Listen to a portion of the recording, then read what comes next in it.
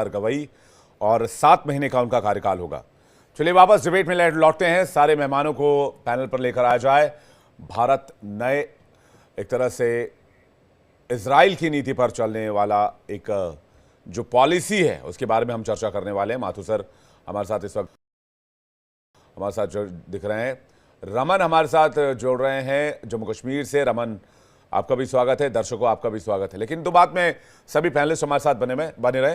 दो बात मैं दर्शकों से कहना चाहता हूं जो मेरे दिल की बात है, वो ये है कि पाकिस्तान जो बना, और काफ़ी अनुभवी हैं माथुर सर और मनोज सर, काफ़ी सीनियर हैं, सर्व किया उन्होंने, वो जानते हैं जो पाकिस्तान का नर्व है उसको समझते हैं, उनको अच्छी तरीके से वो जानते हैं। तो पाकिस्तान जो बना दर्शकों, कैसे बना? पाकिस्तान नफरत के आधार पर, धर्म के आधार पर भारत को तोड़ के बनाया गया। और जैसे ही पाकिस्तान बना 1947 में 47-48 में पाकिस्तान ने भारत के खिलाफ जंग छेड़ दी। सबसे पहले कबायलियों को घुसवाया और जम्मू कश्मीर को हथियाने की कोशिश की। उसके बाद फिर 65 में जंग छेड़ी, फिर 71 में जंग छेड़ी, उसके बाद फिर 1999 में जंग छेड़ी। और इस दरमियान तो प्रॉक्सी वॉर तो लगातार चलते रहे, चाहे वो आतंकियों की फौज भेजनी रही हो, चाहे वो घुसपैठ कराना रहा हो, ये सारा सिलसिला चलता रहा। लेकिन आप इसमें एक बात देखेंगे, वो ये देखेंगे कि हमने बार बार पाकिस्तान से समझौता करने की कोशिश की। हमने बार बार ये समझा कि पाकिस्तान बदल जाएगा, पाकिस्तान को मौका देना चाहिए। 1947-48 के बाद से ही हमें यह समझ जाना चाहिए था, हमारी ये पॉलिसी होनी चाहिए थी कि पाकिस्तान जो धर्मांध और नफरत के आधार पर बना एक मुल्क है, जो भारत के खिलाफ नफरत के आधार पर तैयार हुआ एक मुल्क है, वो कभी भारत की भलाई के बारे में नहीं सोच सकता, या उसकी मित्रता कभी भारत से नहीं हो सकती, क्योंकि इन दोनों मुल्कों की तासीर अलग अलग थी। एक कट्टरवाद पर बना मुल्क और एक सेक्युलर मुल्क। आप मुझे बताइए, क्या आपको कहीं से भी ये समानता दिखती है कि दोनों देशों में कोई मित्रता हो सकती है? एक कट्टरपंथ के रास्ते पर चलने वाला देश, एक सेक्युलरिज्म के रास्ते पर चलने वाला देश, कहीं से कोई रिलेशन दोनों मुल्कों में नहीं है कि दोस्ती हो जाए। लेकिन फिर भी आप देखिए, मैं माथुर सर आपसे शुरुआत कर रहा हूं। मैं भारत की इस नई नीति, इजराइल वाली नीति पर चर्चा करूं, लेकिन उससे पहले एक छोटा सा रिएक्शन चाहूंगा। क्या हमने बहुत देर कर दी पाकिस्तान को समझने में, पाकिस्तान के खिलाफ नीति बनाने में? जो बात आज प्रधानमंत्री नरेंद्र मोदी कर रहे हैं, जिस इजराइल नीति की बात कर रहे हैं, क्या हमें इसे 1950 में, 1960 में, 1970 में, 1980 में, लेट 90s में नहीं इसको डिप्लॉय कर देना चाहिए था?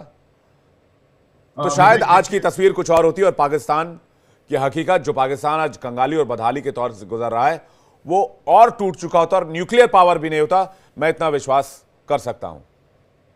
विवेक, देखिए, माफी के साथ में एक दो चीज जो आपने इतना बढ़िया ओपनिंग इंट्रोडक्शन दिया है, बहुत ही शानदार, उसमें दो चीजें मैं आपकी इजाजत से ऐड करना चाहूंगा। बिल्कुल sir, you are most welcome sir, बोलिए ना सर। पहला तो हमने कहीं ना कहीं ये कहा, अब मेरे को मालूम है ये इट वाज नॉट मेंट, आपने कहा कि उन्होंने 47-48 में कबायली भेजे, फिर 65 में हमला किया।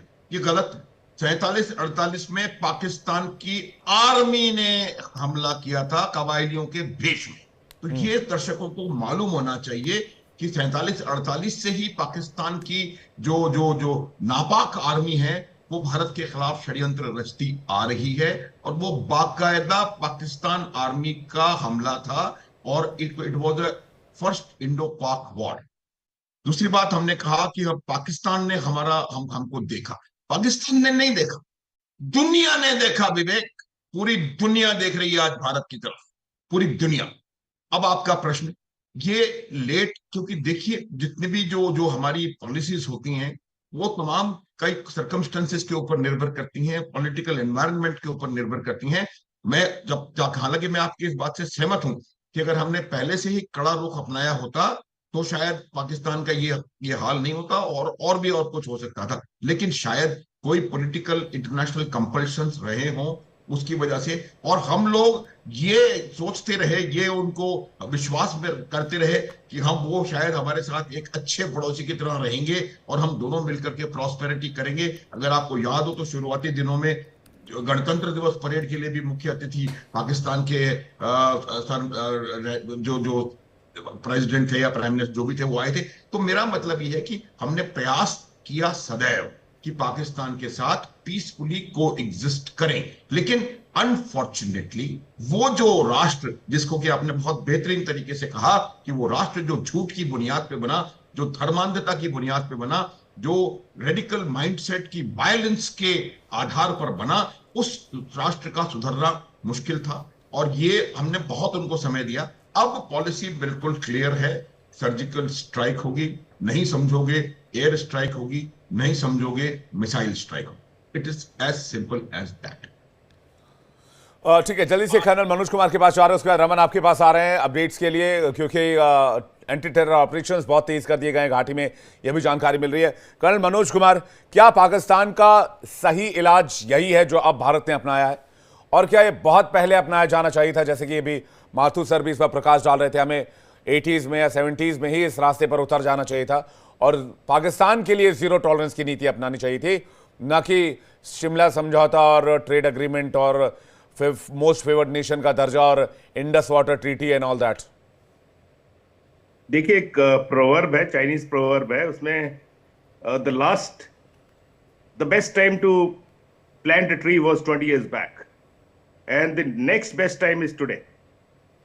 कहने का मतलब मेरा है कि जो हुआ उसको थोड़ा सा बहुत सारी स्थितियां अलग थी, और अब जब मौका मिला है और जब स्थिति ऐसी बनी है तो हमने उस पर ऐसा एक्शन लिया है, कड़ा एक्शन लिया है।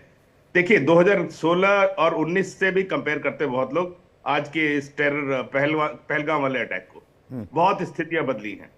जो पाकिस्तान 2016 में था, जो 19 में था, और जो भारत 16 और 19 में था, उससे बहुत स्थितियां बदली हैं। जो सामरिक स्थितियां भी बदली हैं, वर्ल्ड ऑर्डर बदला है। तो इन सबके परिप्रेक्ष्य में अगर देखें, जो हुआ अच्छा हुआ, अभी हुआ, और बहुत सारी आवाजें उठ रही है हमारे देश में कि हमें अभी रुकना नहीं चाहिए था, पीओके लेना चाहिए था। बहुत गलत है। जो हमारा एम है कि उन टारगेट्स को हमने हिट किया जो पहले दिन, हमारा एम तो पहले दिन ही वो क्लियर हो गया था, सफल हो गए थे हम लोग।